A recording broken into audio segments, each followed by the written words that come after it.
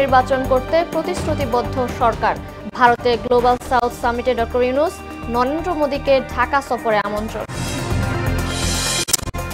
শিক্ষার্থী আন্দোলন দমনে আইন শৃঙ্খলা বাহিনীর বিরুদ্ধে মাত্রাতিরিক্ত বল প্রয়োগের অভিযোগ জাতিসংঘের, ইন্টারনেট বন্ধের নিন্দা।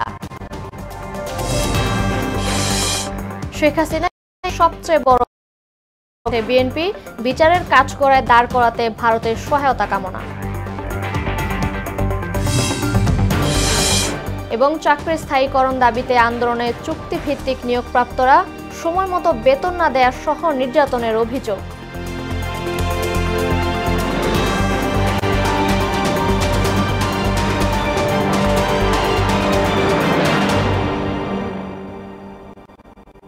আসসালামু আলাইকুম, সবাইকে মোহনা সংবাদে স্বাগত।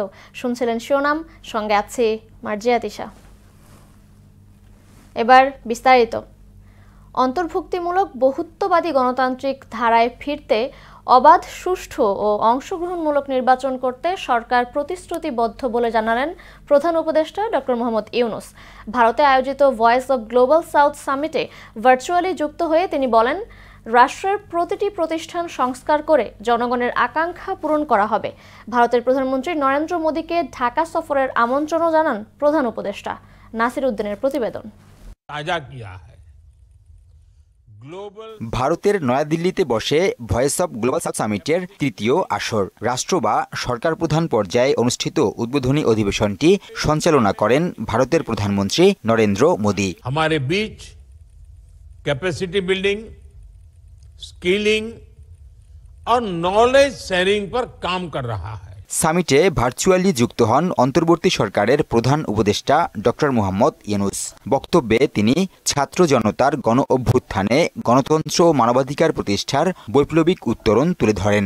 In 1952, the Bangladeshi students sacrificed their lives for their mother tongue. It inspired the struggles for the right to speak in their own mother language all over the world. Some 7 decades later, our student-led Second Revolution is inspiring youth throughout the global South to raise their voice for democracy and human rights, dignity, equality, and shared prosperity. Our government is committed to ensuring a transition to an inclusive and pluralistic democracy and create an environment in which free, fair, and participatory elections can be held. নির্বাচন, বিচার বিভাগ, স্থানীয় সরকার, অর্থনীতি ও শিক্ষা ব্যবস্থায় সংস্কারকেই গুরুত্ব দেওয়ার কথা উল্লেখ করেন প্রধান উপদেষ্টা। Our task is now to carry out vital reforms in our electoral system, judiciary, local government, media, economy, and education. We are holding dialogue with political parties, civil society leaders, and experts to give shape to democratic aspirations of our revolutionary students. প্রতিশ্রুতিবদ্ধ শক্তিশালী তরুণ সমাজকেই আগামীর চালিকা শক্তি উল্লেখ করেন তিনি। I am honored to be the oldest young person to take part in this revolution and help them make their dreams come true. They need support from all of you. Wish them well, wish them success. ভারতের প্রধানমন্ত্রী নরেন্দ্র মোদীকে ঢাকা সফরের আমন্ত্রণ জানান প্রধান উপদেষ্টা doctor Yunus. Your Excellencies, I invite you to visit Dhaka soon. Otherwise, you may miss something very, very important for us. Nasir Uddin, Mohona সংবাদ, ঢাকা। কোটা সংস্কার আন্দোলন ঘিরে বিক্ষোভ এবং পরবর্তীতে সংখ্যা দমনে অপ্রয়োজনীয় ও মাত্রাতিরিক্ত বল প্রয়োগ করেছে আইন শৃঙ্খলা রক্ষাকারী বাহিনী। এক প্রতিবেদনে এমন দাবি করেছে জাতিসংঘের মানবাধিকার বিষয়ক হাই কমিশন। ইন্টারনেট বন্ধ ও কারফিউ জারি করে মত প্রকাশ এবং স্বাধীন চলাচলে বাধা দেয়া হয়েছে বলেও উল্লেখ করা হয় প্রতিবেদনে। নাসির উদ্দিন জানাচ্ছেন বিস্তারিত। ছাত্র জনতার দুর্বার আন্দোলনের শেখ হাসিনার 15.5 বছরের শাসন আমলের পতন হয়।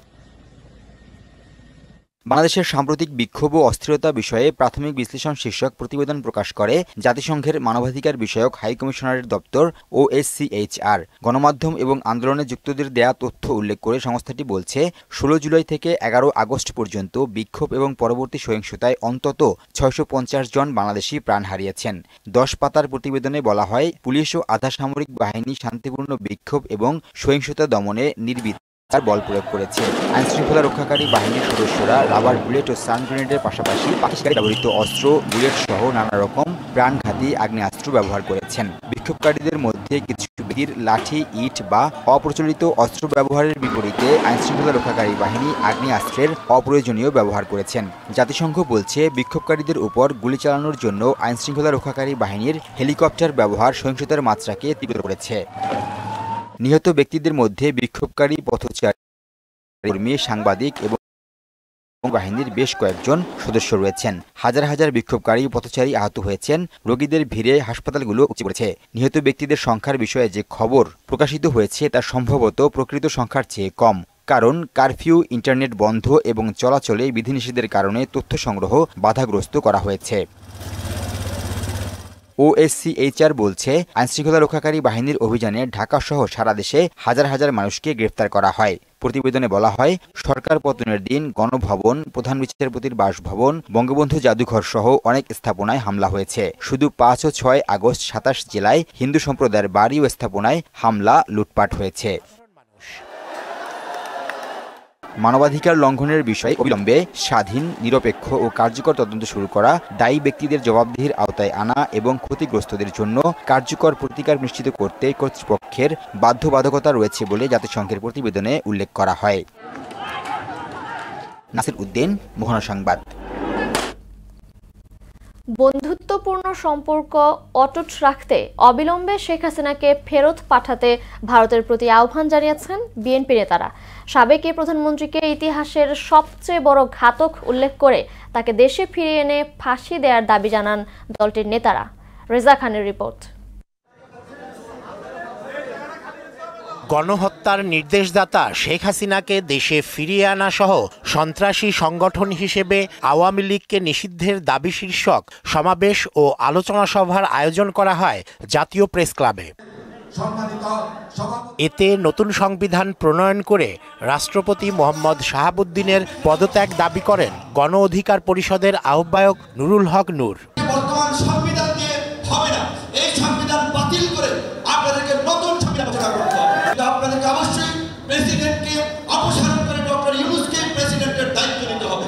বিএনপি চেয়ারপারসনের উপদেষ্টা জয়নুল আবেদিন ফারুক বন্দি বিনিময় চুক্তির মাধ্যমে শেখ হাসিনাকে দেশে ফিরিয়ে এনে ফাঁসি দেওয়ার দাবি জানান। যদি বন্দি চুক্তির নামে ইন্ডিয়া থেকে শেখ মুজিব হত্যার আসামিকে বন্দি বিনিময় চুক্তি এনে ফাঁসি দিতে পারে, তত্ত্বাবধায়ক সরকার শেখ হাসিনাকে অবিলম্বে এনে বিচারের আওতায় এনে ফাঁসির ব্যবস্থা করতে হবে। এ সময় বিএনপির স্থায়ী কমিটির সদস্য হাফিজউদ্দিন আহমেদ শেখ হাসিনাকে ইতিহাসের সবচেয়ে বড় ঘাতক আখ্যা দেন। শেখ হাসিনা ইতিহাসে সবচেয়ে বড় ঘাতক। ভারতকে বলবো, যদি বন্ধুত্ব করতে চান তাকে বাংলাদেশে ফেরত পাঠান। তার বিরুদ্ধে হত্যা মামলা রুজু হয়েছে, আরো বহুত হবে। শিক্ষার্থী আন্দোলনে পুলিশ হতাহতের জন্য শেখ হাসিনা ও আওয়ামী লীগকে দায়ী করেন তিনি। স্থানীয় জনগণের রোষে তারা এইভাবে নিহত হয়েছে, তারাই এদের মৃত্যুর জন্য দায়ী শেখ হাসিনা এবং আওয়ামী লীগ। রেজা খান, মোহনা সংবাদ, ঢাকা। বৈষম্য বিরোধী ছাত্র আন্দোলনে আহতদের চিকিৎসা ব্যয় সরকার বহন করবে। স্বাস্থ্য মন্ত্রণালয়ের সচিব জাহাঙ্গীর আলম স্বাক্ষরিত এক প্রেস বিজ্ঞপ্তিতে এ তথ্য জানানো হয়েছে। এতে বলা হয়, আহত ছাত্র জনতার কাছ থেকে চিকিৎসা বিল না নিতে সরকারি বেসরকারি হাসপাতালকে অনুরোধ জানানো হয়েছে। তাদের ব্যয় বহন করবে সরকার। বিজ্ঞপ্তিতে আরও বলা হয়, ছাত্র আন্দোলনে হতাহতের ব্যাপারে অনুসন্ধান করতে স্বাস্থ্য ও পরিবার কল্যাণ মন্ত্রণালয় একটি কমিটি গঠন করেছে। এদিকে বৈষম্য বিরোধী ছাত্র আন্দোলনে আহতদের চিকিৎসার খোঁজ নিয়েছেন বিএনপির স্বাস্থ্য বিষয়ক সম্পাদক ডক্টর রফিকুল ইসলাম। দুপুরের দিকে মুগদা মেডিকেল কলেজ হাসপাতালে গিয়ে শারীরিক অবস্থার খোঁজ খবর নেয়ার পাশাপাশি অনেকের উন্নত চিকিৎসার জন্য তাৎক্ষণিক ব্যবস্থা গ্রহণ করেন তিনি। এ সময় বিএনপির ভারপ্রাপ্ত চেয়ারম্যান তারেক রহমানের পক্ষ থেকে আহতদের আর্থিক সহায়তা প্রদান করেন ডক্টর রফিক। চাকরি স্থায়ীকরণের দাবিতে আন্দোলনে নেমেছেন বিভিন্ন প্রতিষ্ঠানের চুক্তিভিত্তিক নিয়োগপ্রাপ্ত কর্মচারীরা। রাজধানীর শাহবাগে অবস্থান নিয়ে নিয়োগদাতা প্রতিষ্ঠানের বিরুদ্ধে না দেয়ায় ও নির্যাতনের অভিযোগ করেন তারা। আরও জানাচ্ছেন জাহিদ সবুজ। সরকারের বিভিন্ন অধিদপ্তর, পরিদপ্তর ও স্বায়ত্তশাসিত প্রতিষ্ঠানে অস্থায়ী নিয়োগে আউটসোর্সিংয়ের মাধ্যমে জীবিকা নির্বাহ করছেন দেশের অসংখ্য মানুষ। তবে সরকারি চাকরিজীবীদের মতো নেই কাজের নিশ্চয়তা, সহ্য করতে হয় নিয়োগকারী প্রতিষ্ঠানের নানান অযৌক্তিক শর্ত। কথায় কথায় আমাদের চাকরি থেকে বের করে দেওয়া হুমকি, এটা আমরা চাই না।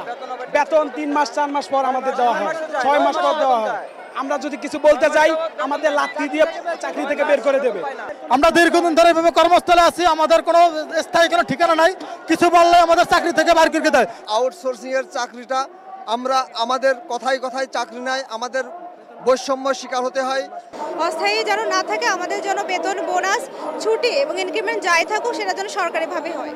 চাকরি থেকে যখন তখন বের করে দেওয়ার হুমকি, সময় মতো বেতন না দেওয়ার অভিযোগও আছে। আমাদের কোনো বোনাস নেই, বাৎসরিক কোনো বোনাস নেই, বৈশাখীর কোনো বোনাস নেই। মাতৃকালীন যে ছুটি আছে সে ছুটি আমাদের বন্ধের দেওয়া হয় না। যদি মাতৃকালীন ছুটি চাওয়া হয় তাহলে আমাদের চাকরি থেকে বের করে দেওয়ার হুমকি আসে। নিউরোসায়েন্সে গাদার মতো খাটাই, কিছু হইলেই গলে ধাক্কা দিয়ে বের করে দেয়। এই বৈষম্য আমরা চাই না। আমাদের বাচ্চা আছে, বউ আছে, সবাই বোনাস পায়, সবকিছু পায়, সব ভাতা পায়, আমরা কিছু পাই না। আমরা মানুষের দিকে তাকাই টাকা লাগে। চাকরি স্থায়ীকরণের দাবি পূরণ না হওয়া পর্যন্ত আন্দোলন চালিয়ে যাওয়ার কথা জানান সমন্বয়করা। প্রতিবাদ করার কারণে সেখানে আমার চাকরি এবং আমার সহকারী বেলাল হোসেন তারও চাকরি চলে গেছে। আমরা একটা দফায় চাইছি, সারা বাংলাদেশের সকল আউটসোর্সিং ভাই বোনদের রাজস্ব খাতে স্থানান্তর করতে হবে। অন্তর্বর্তী দ্রুত পদক্ষেপ নেওয়ার দাবি জানান আন্দোলনকারীরা। জাহিদ সবুজ, মোহনা সংবাদ, ঢাকা। ধান উৎপাদনে বিশ্বে তৃতীয় অবস্থানে থাকলেও লাগাম টানা যাচ্ছে না চালের বাজারে। আবার এই উচ্চ মূল্যের বাজারে মূল্য থেকে বঞ্চিত তাদের জীবন জীবিকা। আর লাগামহীন দামে চাল কিনতে রোজগারের প্রায় অর্ধেকই হারাচ্ছেন নিম্ন আয়ের মানুষ। এমন পরিস্থিতিতে কৃষিতে ভর্তুকি এবং কৃষি যেন কৃষকরা নিয়ন্ত্রণ করতে পারে সে বিষয়ে অন্তর্বর্তী সরকারের পদক্ষেপ দেখতে চান গবেষকরা। আরিফ রহমানের ক্যামেরায় উষা ফেরদৌসের প্রতিবেদন। ধান উৎপাদনে বিশ্বে বাংলাদেশের অবস্থান তৃতীয়। গত 50 বছরে ধান উৎপাদন বেড়ে দাঁড়িয়েছে 3,92,00,000 টনে। কৃষকদের শ্রম ঘামে অর্জিত এত উৎপাদনের পরও হাসি নেই কৃষকের মুখে। জীবন জীবিকার ভার যেন বইতে পারছেন না তারা। আমাকে তো আর কোনো উপায় নাই, এখন আমরা এখন পঙ্গু হয়ে যামগা যে অবস্থা দাঁড়াইছে। শেষ খরচ বাইরে গেছে, এমনিতেও বাড়তি, আবার এই বছর ডিজেল বাড়ছে, এতে 50 টাকা হয়তো বাইরে যাব, তাতে কৃষিকাজ করা সম্ভব হইব না। সারের দাম বাড়ছে, মনে করেন তেলের সব জিনিসের দাম বাইরে গেছে। আর গত বছরে বাংলাদেশে চাল উৎপাদনের লক্ষ্যমাত্রা ছিল 3,77,00,000 টন। এর উৎপাদন ছিল 4,13,00,000 মেট্রিক টন। অথচ এর কোনো প্রভাব নেই বাজারে। আগে এই 2 বস্তা চাউল নিয়েছি 6,200 টাকার মধ্যে, আজকে 6,500 টাকা। ইনকাম সোর্স আগের চেয়ে অনেক কম, খরচা বেশি। কারো বেতন থাকে 12,000, 14,000, যাদের কারো আছে 16,000। এদের তো যদি চাল কিনতেই তো অর্ধেক টাকা লাগে। আর ব্যবসায়ীরা বলছেন এর জন্য কোনোভাবেই মিল মালিকরা তাদের দায় এড়াতে পারে না। সিজনে একটু দাম কম থাকে, তখন প্রোডাকশন বেশি থাকে, সেল কম থাকে।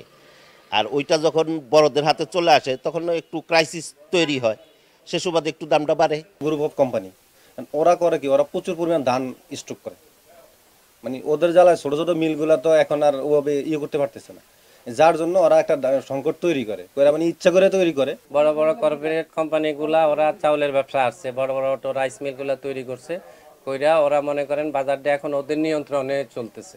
চালের দামে লাগাম টানতে হলে কৃষি থাকতে হবে, কন্ট্রোলে নিলে কিছুতেই সুফল পাবে না ভোক্তা। সরকারের উচিত প্রথমত হচ্ছে কৃষককে ভর্তুকি দিয়ে উৎপাদন খরচ কমিয়ে আনা, 1 নাম্বার। কৃষক যেন ন্যায্য দামে সে বাজারে বিক্রি করতে পারে সেটা নিয়ন্ত্রণ করার ক্ষমতা কৃষকের কাছে দিতে হবে, যেন কর্পোরেট কোম্পানিগুলো অথবা মিল মালিকগুলো অথবা মজুতদারেরা এটা নিয়ন্ত্রণ না করতে পারে। সেই ব্যবস্থা যদি করতে পারে তাহলে কিন্তু চালের দাম আমরা অনেক কম দামে কিনতে পারবো, ন্যায্য দামে চাল বিক্রি করতে পারবো।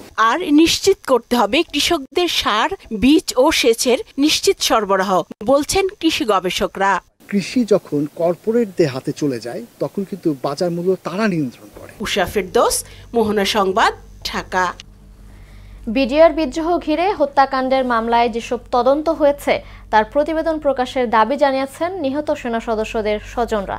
দুপুরে রাজধানীর রাওয়া ক্লাবে এক সংবাদ সম্মেলনে 7 দফা দাবি জানান তারা। বলেন, শহীদ সেনা দিবস হিসেবে ঘোষণা করতে হবে। এছাড়া ঘটনার সুষ্ঠু তদন্ত করে দোষীদের বিচার করার দাবিও জানায় নিহত সেনা সদস্যদের পরিবার। সত্য উদ্ঘাটনের ক্ষেত্রে আমরা শহীদ পরিবারবর্গ মনে করি যে পূর্বে যে সমস্ত তদন্ত হয়েছে সেই সকল তদন্তের রিপোর্ট পাবলিক করতে হবে। হাইকোর্ট ডিভিশনের রায় মোতাবেক 3 জন জজ যে ইনকোয়ারি কমিশনের কথা বলেছে, অবিলম্বে সেই ইনকোয়ারি কমিশন গঠন করতে হবে। এতে আমরা মনে করি যে পর্দার আড়ালে রয়ে যাওয়া ষড়যন্ত্রকারীদের নাম বেরিয়ে আসবে। অফিসিয়াল গ্যাজেট করে 25শে ফেব্রুয়ারিকে শহীদ সেনা দিবস হিসাবে ঘোষণা করতে হবে এবং গ্যাজেটে শাহাদাত বরণকারী সকলকে শহীদের মর্যাদা দিতে হবে। 5 ঘন্টা পর খাগড়াছড়ির সঙ্গে সারা দেশের যান চলাচল শুরু হয়েছে। সকাল 8টার দিকে মাটিরাঙ্গান সাপমারা এলাকায় পাহাড় ধসে যান চলাচল বন্ধ হয়ে যায়। এতে সড়কের উভয় পাশে অনেক যানবাহন আটকা পড়ে। উপপরিচালক জাকের হোসেন জানান, পাহাড়ের বড় একটি অংশ ধসের কারণে সড়কের যান চলাচল বন্ধ হয়ে যায়। শেষ করব মোহনা সংবাদ, যাবার আগে শিরোনামগুলো আরো একবার।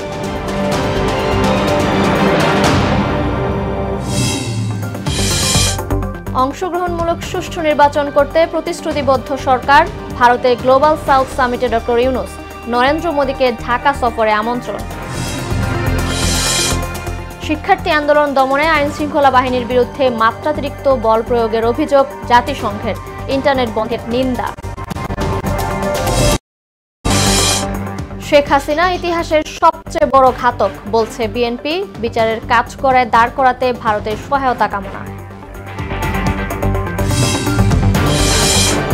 এবং চাকরির স্থায়ীকরণ দাবিতে আন্দোলনে চুক্তিভিত্তিক নিয়োগপ্রাপ্তরা সময় মতো বেতন না দেওয়া সহ নির্যাতনের অভিযোগ।